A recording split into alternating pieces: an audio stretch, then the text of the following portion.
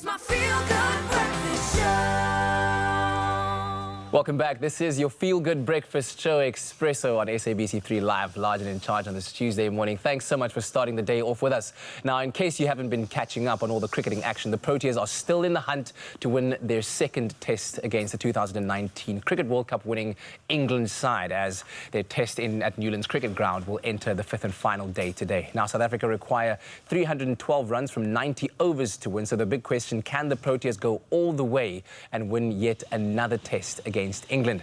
Well, cricket writer Khalid Mohidin shares his views on what we can expect from the final day. And very, very nicely poised. I think when it comes to test cricket, this is the kind of tension you want to see on the last day, Khalid. Yeah, it's been an amazing test. I mean, from start to finish, it was all about the wicket. Talking about the wicket and how this wicket is going to play out. Yeah.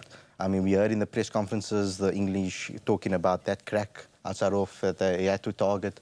We have to see. I mean, I think Cape Town's the only place where you have overhead conditions and the wicket gets flatter. So in other countries where you have to see it's normally flat when the sun comes out. So like we have to see how someone like Pieter Malan, homeboy, how he performs. And if he can go on to score that milestone 100, we never know what can happen. That'll be absolutely incredible. He's been looking, I want to say solid, but there were a couple of balls that he left outside of off stump that had me feeling very jittery yesterday. But just in overall, from a team perspective, we're 2 wickets down now, 8 wickets in hand, 312 to chase in 90 overs. What do you think are the actual realistic chances of the Proteas pulling this through into a victory? So we had Jacques Kallis in the press conference yesterday that spoke about it, and he says that it is possible on this wicket, flat wicket, that it is possible to be able to chase it down, but it all depends on performance and mental stability and how these guys actually perform from a mental perspective and how they stand there. And if they can bring a few partnerships together, luckily Maharaj is in there, so maybe he can take some of those runs away. He's a very good batter actually in domestic level. So we'll have to see how Peter actually goes ahead and scores those runs. I mean, it's all about that. It's realistic from a point of view that it is a batting wicket. It is quite flat. So the chances are maybe we can pull off that 438 once again. I mean, you know that lucky number, so hopefully South Africa can do it. A test record, man. There was a lot of questions, as I heard the commentators throw around, about the use of the new ball when it became available, that Faf didn't take it immediately, and how that might have contributed to the strong English batting performance that actually ended up with them scoring the runs that they did. But in terms of Faf's strategy for today, what do you think it should be?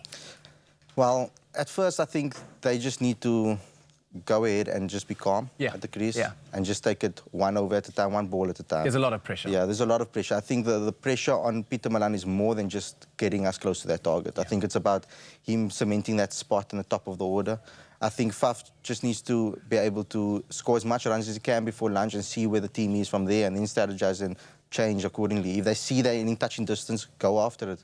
We don't want another situation when we're sitting at the crease and we're blocking out towards the end and we have 7 runs and needs to chase. I mean, like, that's not what ideal. So it's all about partnerships at the end of the day, and who can actually put that type of attacking spirit into the side. Yeah, I must say that right now, looking at the Proteas structure with Mark Boucher as head coach, you've got Charles Langeveld and you've got Jacques Kallis as batting and bowling coaches over there.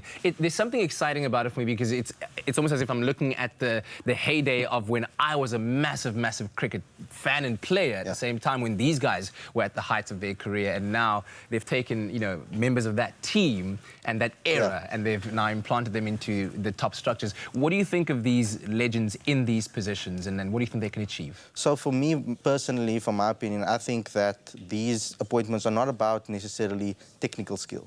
So by the time you get to the Proteas, technically you should be strong already.